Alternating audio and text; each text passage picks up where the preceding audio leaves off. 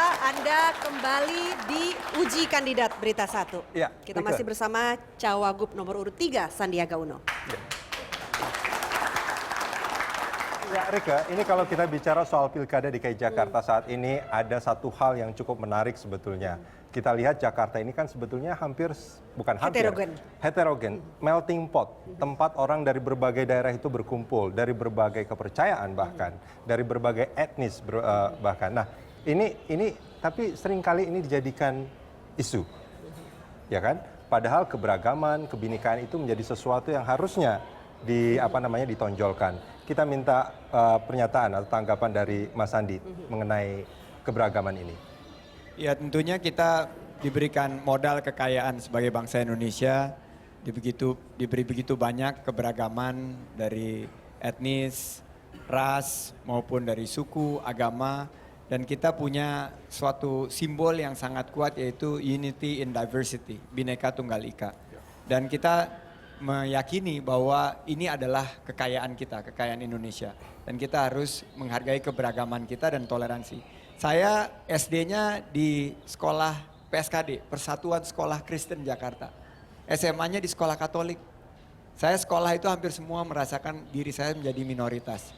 Tapi ini adalah mengajarkan kita semua untuk menghargai, saling toleransi, dan jangan pernah kita mengusik-usik masalah yang selama ini sudah kita terima sebagai kekayaan yang ada di Jakarta. Jadi keberagaman itu sudah menjadi sebuah hal yang sangat fundamental. Tapi sekarang kita melihat bagaimana kita terpolarisasi. Nah, sekarang tanggung jawab Anies Sandi adalah membangun jembatan cinta. Jembatan yang insya Allah bisa menyatukan dari dua kubu yang terpolarisasi karena akibat statement-statement yang seakan-akan membelah kita. Jadi kita harapkan keberagaman harus menjadi sebuah kekayaan kita.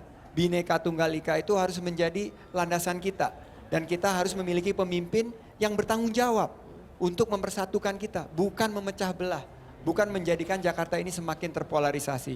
Ini menjadi komitmen kita dan Anies Sandi akan menjadi pemimpin yang mewakili seluruh lapisan masyarakat.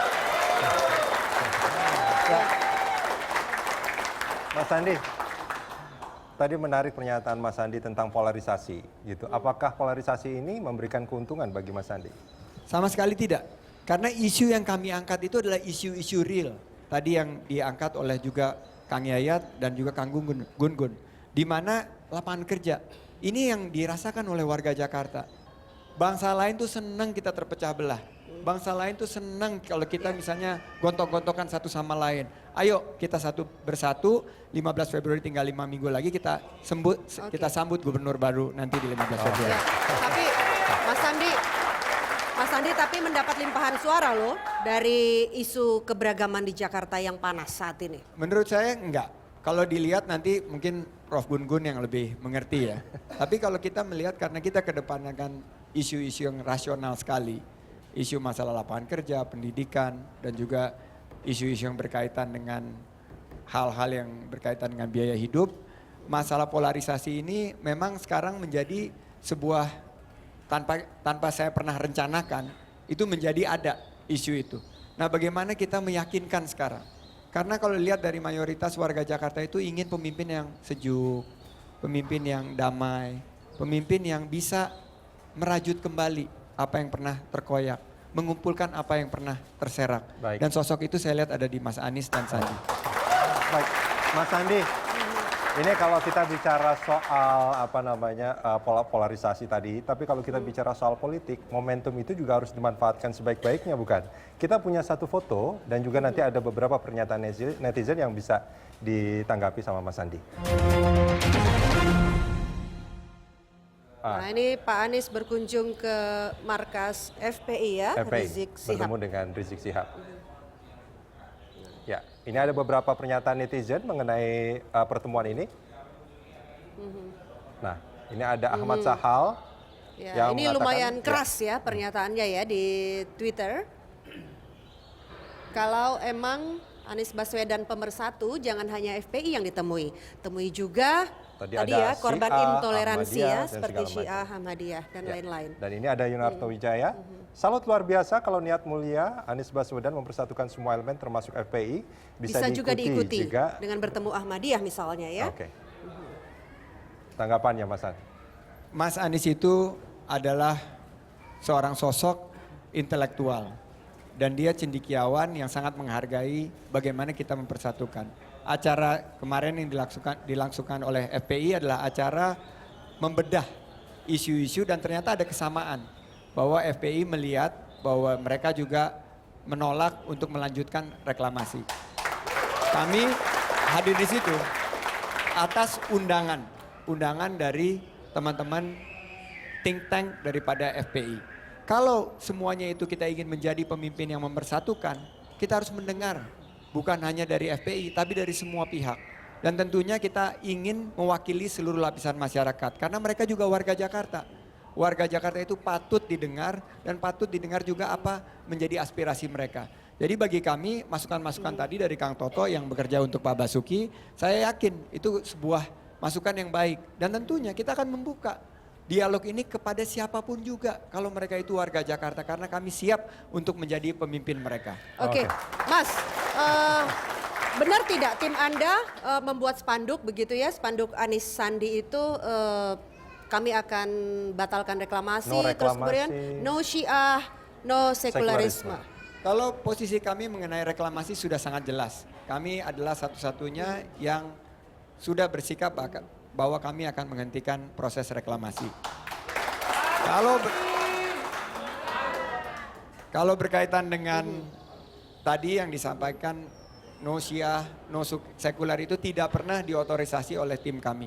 Jadi itu adalah bagian dari kampanye hitam dan lebih baik kita tidak bicarakan isu-isu kampanye hitam karena kita hadir di sini untuk menambah nilai. Dan saya yakini bahwa pasti di politik itu ada kampanye hitam. Dan saya yakini itu ke Mas Anies bahwa ini kita masuk ke dalam ranah bahwa politik kita kadang-kadang bukan politik yang menyejukkan, kadang-kadang juga politik yang memecah belah. Jangan mau saya Anies Sandi itu berkomitmen untuk masuk ke dalam ranah yang memecah belah. Kita memersatukan semua elemen yang ada di Jakarta.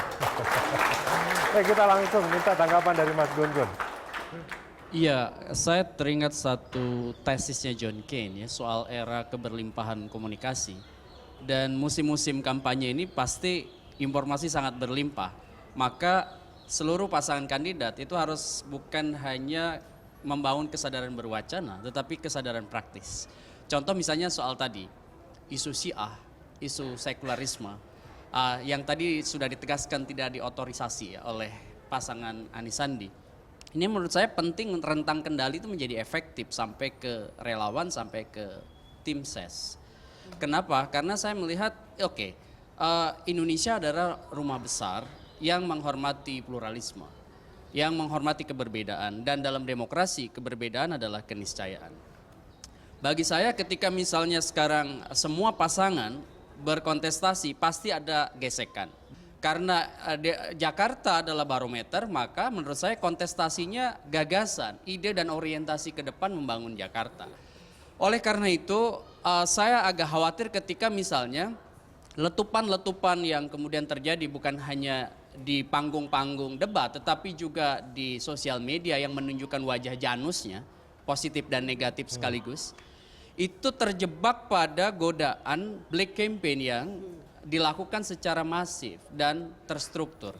Memang ini yang kemudian jadi perhatian harusnya Mas Sandi dan juga. Melihat itu ya, masif dan terstruktur ya black campaign di Jakarta. Kalau kita lihat kampanye positif tuh boleh, negatif campaign tuh boleh karena basisnya data. Tetapi kalau black campaign ini merusak.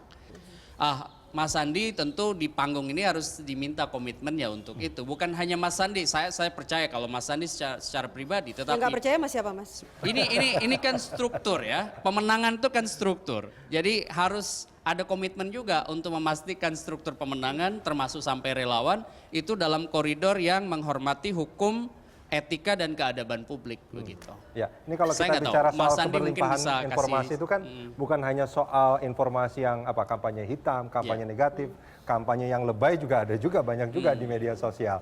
Ya, dan kampanye lebay ini lucu juga ya istilahnya.